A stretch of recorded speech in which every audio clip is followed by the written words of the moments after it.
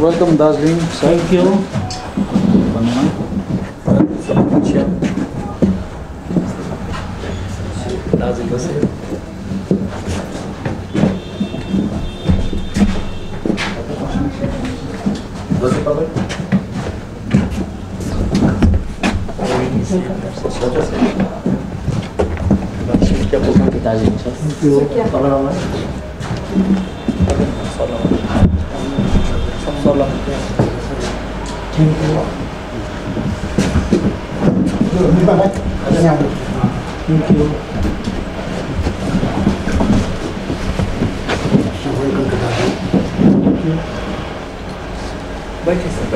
अच्छा, ये जो आप लोग ये कॉन्फ्रेंस कर रहा है जी, उनका मेन मोटिव क्या है थोड़ा? सर एक्चुअली हम लोग अवेयरनेस कर रहे हैं ह्यूमन राइट्स के बारे में। तो इस टाइम पे मेरा नॉर्थ बंगाल का दौरा था, तो पहला प्रोग्राम हमारा मिरिक हुआ, अब यहाँ हुआ दूसरा आज, और आगे सिक्किम में। तो ह्यूमन राइट्स की ऑर्गेनाइजेशन है हमारी, इंटरनेशनल ह्यूमन राइट काउंसिल। तो ये पूरे देश में काम कर रही है, 34 स्टेट्स में।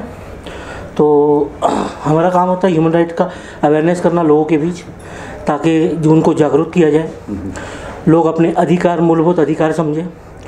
और उसके साथ में जहाँ भी दिक्कतें आती है, कुछ लोगों को प्रशासन से कोई चीज़ नहीं मिल पाती है, तो उसके लिए फिर गवर्नमेंट से हम लोग एडमिनिस्ट्रेशन करते हैं और उनको जो भी है उनकी मुसीबतें हल करवाते हैं। उसी तरह डोमेस्टिक वायलेंस हो गया, फिर वृद्धों पे उत्पीड़न हो गया, इस तरीके के मामले हम लोग में हमेशा मदद करते हैं लोगों की। तो आप ऑल इंडिया में ये सब काम करते हो? जी, इंडिया के 34 राज्यों में हम काम कर रहे हैं इस समय, और 3-4 विदेशी राज्यों में भी काम कर रहे हैं। दार्जिलिंग में कि तो ये संस्था नहीं है या दार्जिलिंग में भी काम हो रहा है?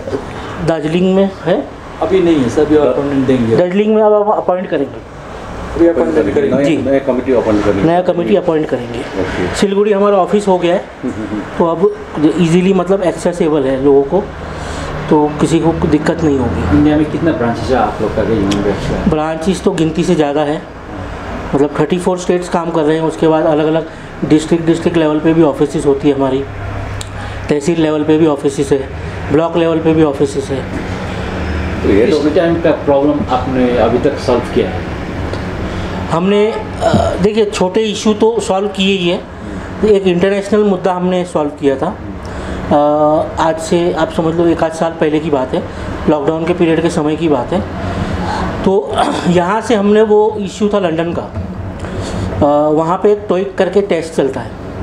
तो वो टोइक टेस्ट के अंदर क्या होता है कि यहाँ से जो भी बच्चे जाते हैं वहाँ पढ़ने को, तो वहाँ पे पढ़ने के साथ नौकरी कर सकते हैं, लेकिन उसके लिए उनको टोइक टेस्ट पास करना पड़ता है, और टोइक टेस्ट पास करेंगे तो ही वहाँ का कोई भी लोकल आदमी उनको जॉब दे सकता है। तो पार्ट टाइम वो लोग काम करते हैं ताकि अर्निंग भी हो जाए, तो लंदन का खर्चा जो है वहीं का वहीं निकल जाए। तो उसमें क्या हो रहा था कि कुछ धांधलीबाजी इंस्टीट्यूशन की तरफ से हो रही थी, जो लंदन में यूनिवर्सिटीज़ इंस्टीट्यूशन थे छोटे छोटे, जो टोइक टेस्ट कराती थी। वो लोग क्या करते थे कि कंप्यूटर बेस्ड है वहाँ पे, तो सब ऑनलाइन होता है, तो कंप्यूटर बेस्ड लोगों को जवाब देने होते हैं। तो उसमें उन लोगों ने क्या किया था, उस इंस्टीट्यूशन में लोग खड़ा करके लोगों को आंसर बताता था, ऐसा कुछ धांधली पकड़ा गया होगा।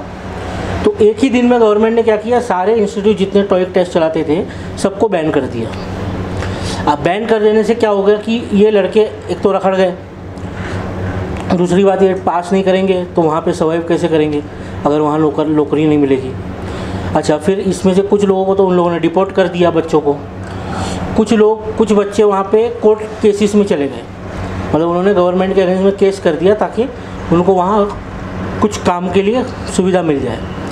तो ये जब कोर्ट में जो केसेस गए, इस केसेस में क्या होने लगा कि जो भी बच्चों ने वहाँ पे लोकली शादी वगैरह कर ली है वहाँ पे, उनको ह्यूमन राइट्स दे रहे थे, और जो बच्चे शादी वहाँ नहीं किया अभी तक या लंदन में लोकल मैरिजेज नहीं किया है और जो अलोन है उसको ह्यूमन राइट्स नहीं दे रहे थे। तो फिर वहाँ के 2-3 स्टूडेंटों ने मुझको अप्रोच किया, तो उसके बाद मैंने सारी चीज़ें समझी।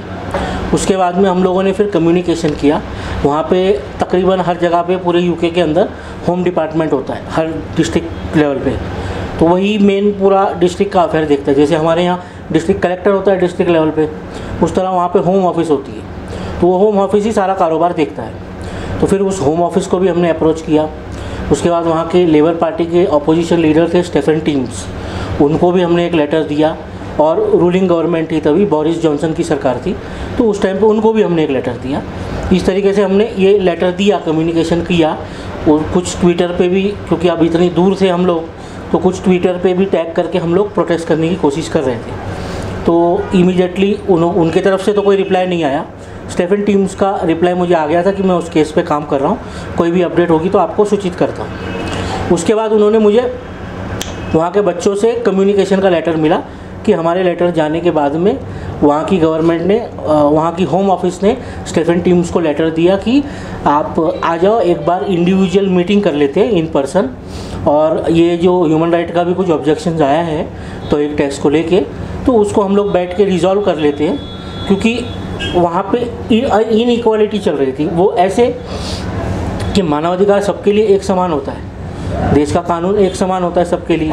अब आप जिस लड़के ने वहाँ पे लोकल में शादी कर ली, उनको आप अलग कानून दे रहे हो और उनको ह्यूमन राइट मिल सकता है, और ये बोलने में आ रहा था कि जो बच्चे ने शादी नहीं की उसको ह्यूमन राइट उसको नहीं मिल सकता। तो इस ग्राउंड के ऊपर मैंने मुद्दा रखा था, और वो फिर रिजॉल्व हुआ, और वो फिर कोर्टों में भी ये लोगों ने इम्प्लीमेंट करके उन बच्चों को भी फिर एक्सेप्ट किया यहाँ पे रहने के लिए। दार्जिलिंग के किसी से कोई भी ह्यूमन राइट्स केस आपके पास? दार्जिलिंग के क्या? दार्जिलिंग का कोई केस है आपके पास जो ह्यूमन राइट्स नहीं? अभी तक तो नहीं है, लेकिन जो मैं मतलब कल से आया हुआ हूँ तो एक यहाँ का बड़ा प्रॉब्लम मुझे दिख रहा है, तो आने वाले समय में हम उस पर भी मुद्दा उठाना चाहेंगे कि यहाँ पे मुझे जहाँ तक समझ में आया कि ड्रग्स का बहुत बड़ा प्रॉब्लम है दार्जिलिंग में। ये जैसे आप दिल्ली में जाते हैं दार्जिलिंग, और वहाँ मीन्स जैसे यहाँ को गोरखा लोग पुणे पर ये से बहुत मामले आते हैं, तो इसके बारे में आपने कुछ सोचा है? देखिए, हमारे पास अगर हमारे पास कंप्लेंट्स आएगी तो हम डेफिनेटली उनकी पूरी मदद करेंगे। तो इंटीमेशन के लिए हमारे लिए ऐसा कुछ नहीं है कि कोई कम्युनिटी आनी चाहिए, हम सबके लिए we are open to all, क्योंकि अगर हम भेदभाव करेंगे तो फिर ह्यूमन राइट्स की बात ही कहाँ रहेगी। अगर किसी को प्रॉब्लम आ गया, चाहे अलग मैन हो और कोई संस्था हो, तो आपको इंटीमेशन कैसे देना पड़ेगा आपको? सिलीगुड़ी में ऑफिस है, कृष्णा जी का नंबर ले सकते हैं आप, कांटेक्ट कर सकते हैं। उसके अलावा गूगल पे भी हम अवेलेबल है, आप ढूंढोगे तो इमीडिएटली मिल जाएंगे। हेड ऑफिस कहाँ पे आप लोग? हमारी हेड ऑफिस मुंबई में।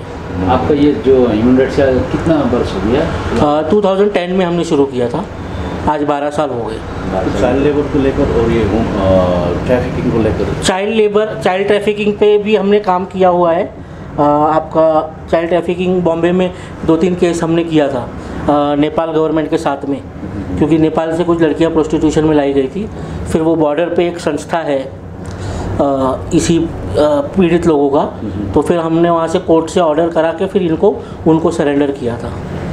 तो दार्जिलिंग कालिम्पोंग के बारे में क्या सोचा है? कालिम्पोंग तो अभी तक मैं गया नहीं हूँ, तो अभी तक उसके बारे में तो कोई विचार नहीं, लेकिन हम जगह जगह पे हर जगह पूरे डिस्ट्रिक्ट के अंदर कमिटीज़ बनाएंगे। अगर किसी प्लेस में कोई गवर्नमेंट ही शोषण कर रहा है तो उसमें आप लोग को क्या रिएक्शन? उसमें हम आवाज़ उठाएंगे, हमारे पास अगर कंप्लेंट आएगी तो डेफिनेटली हम उठाएंगे।